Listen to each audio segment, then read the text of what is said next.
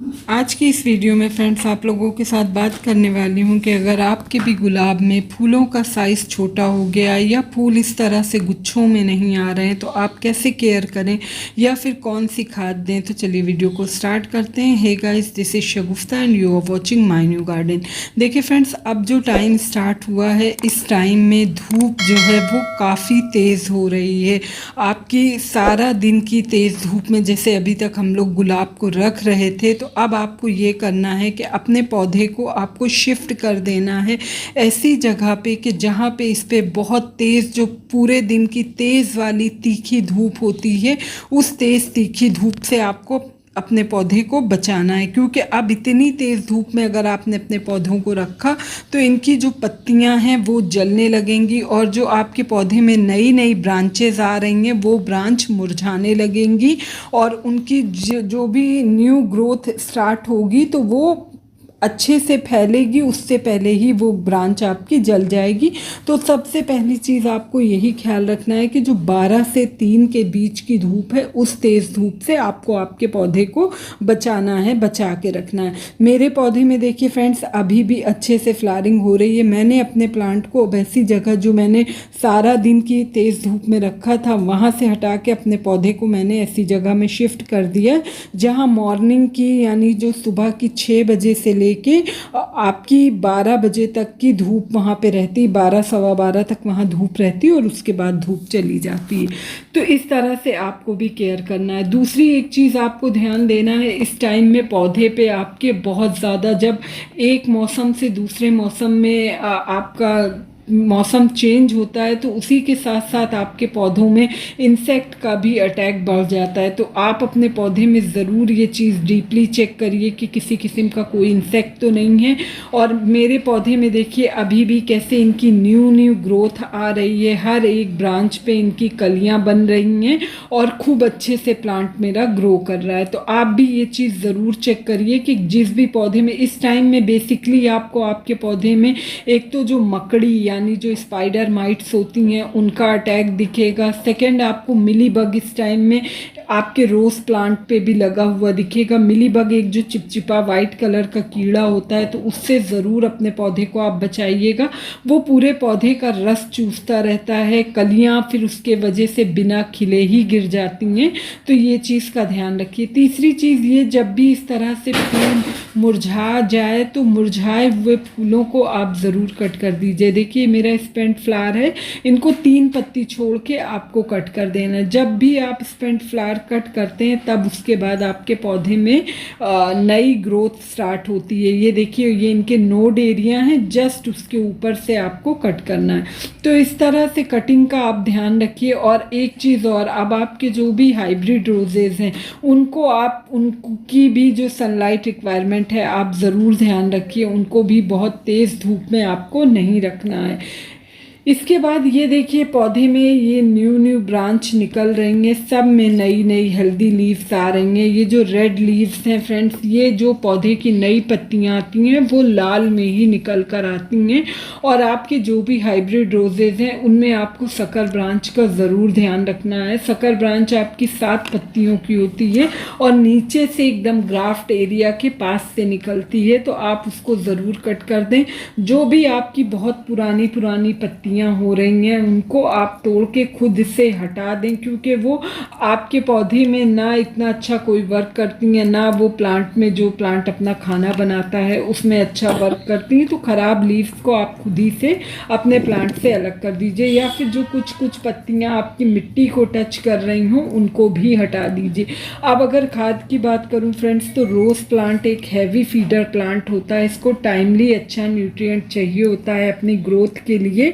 तो इसके लिए आपको ये ध्यान रखना है कि अपने पौधे में खाद तो आपको डालना है, लेकिन आप खाद जो भी दे रहे हैं चाहे वो आपकी केमिकल हो या ऑर्गेनिक हो, तो उसकी क्वांटिटी आपको कम कर देना है। क्योंकि अभी तक विंटर था, आप अपने पौधे में कैसी भी गर्म खाद या फिर किचन वेस्ट कुछ भी किसी भी तरह का यूज़ कर रहे थे तो वो पौधे में कोई नुकसान नहीं कर रहा था। लेकिन अब सीज़न चेंज हुआ है तो इसलिए आपको आपके पौधे में खाद खाद की क्वांटिटी कम कर देना है जो आप विंटर में देते थे। तीसरी चीज़ ये कि गुड़ाई आप अपने पौधे में हर हफ्ते में एक बार ज़रूर गुड़ाई करिए, और बहुत डीप गुड़ाई मत करिए कि उनकी पूरी जड़ें ऊपर तक आ जाएं। उनकी जड़ों को ज़्यादा डिस्टर्ब आप ना करें। इनकी वाटरिंग रिक्वायरमेंट की बात करूं तो इस टाइम में आपको आपके इस पौधे को डेली ही वाटरिंग करने की ज़रूरत है, क्योंकि मेरा पौधा जैसा मैंने बताया कि 4-5 घंटे की सनलाइट इस पे आती है। तो मिट्टी में अगर मैंने वाटरिंग नहीं किया तो ये जो इस पे कली बन रही है ना, ये नई कली भी बिना खिले गिर जाएगी। दूसरी ये जो न्यू ग्रोथ इनकी स्टार्ट होती है तो वो ग्रोथ भी मुरझा जाएगी, जल जाएगी। तो वाटरिंग का आपको ख़ास ख्याल रखना, लेकिन आपकी मिट्टी वेल ड्रेन होनी चाहिए। इस तरह से एकदम भुरभुरी मिट्टी होना चाहिए। मिट्टी एकदम सौगी गीली मिट्टी नहीं होना चाहिए, ना दलदली मिट्टी होना चाहिए। आप पानी डालें अपने पौधे में और थोड़ी देर के बाद आपका पानी निकल आए। एक चीज़ और ध्यान रखिए, जिस भी पौधे की मिट्टी आपको नेक्स्ट डे में गीली दिखे तो गीली मिट्टी में आप ये ज़रूर ध्यान रखिएगा कि पानी का आपको कॉन्सेप्ट ये क्लियर होना चाहिए कि पानी कायदे से आप देंगे। ये नहीं कि रोज़ रोज़ आप बहुत थोड़ा थोड़ा सा पानी डाल दे रहे हैं जो कि सिर्फ ऊपर ही तक रह रहा। पानी आपको हमेशा इतना देना है कि पानी अच्छे से पौधे की नीचे तक जो उनकी जड़ें हैं वहाँ तक मिल जाए। भले अगर दूसरे दिन आपको मिट्टी गीली दिखती है तो आप उस दिन वाटरिंग ना करें अपने पौधे में। इस तरह से देखिए मिट्टी एकदम अच्छे से वेल ड्रेन होना चाहिए। खाद में बताती हूँ कि मैं क्या खाद दे रही हूँ और कितने टाइम के बाद आपको खाद देना है। जैसे कि विंटर्स में हम लोग वीकली प्लांट को कुछ ना कुछ फर्टिलाइज कर दे रहे थे, तो अब वो चीज़ बढ़ के अब कम से कम 10 से 20 दिन में आप एक बार, या फिर इस तरह की जो सॉलिड खाद हैं ये महीने से 1.5 महीने में आपको एक बार देना है। ये देखिए मैंने ले लिया है बोन मील। ये आपके रूट सिस्टम को डेवलप करेगा। फॉस्फोरस का रिच सोर्स होता है इसमें। ये मैं 2 गमले के हिसाब से बना रही हूँ खाद, तो मैंने 2.5 चम्मच तक ये ले लिया है बोन मील।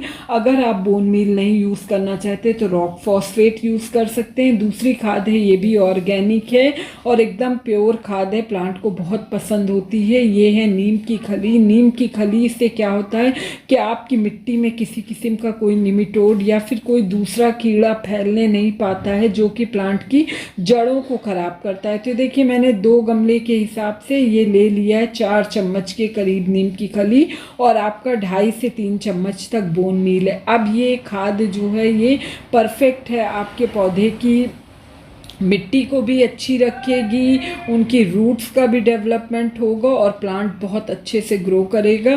खाद को अच्छे से मिक्स करने के बाद आपको इसको डायरेक्ट मिट्टी के नीचे दबा के देना होता है। कभी भी आप कोई भी खाद ऊपर फीड नहीं करेंगे, उससे क्या होता है कि प्लांट की जड़ें उनको ईजिली एब्जॉर्ब नहीं कर पाती।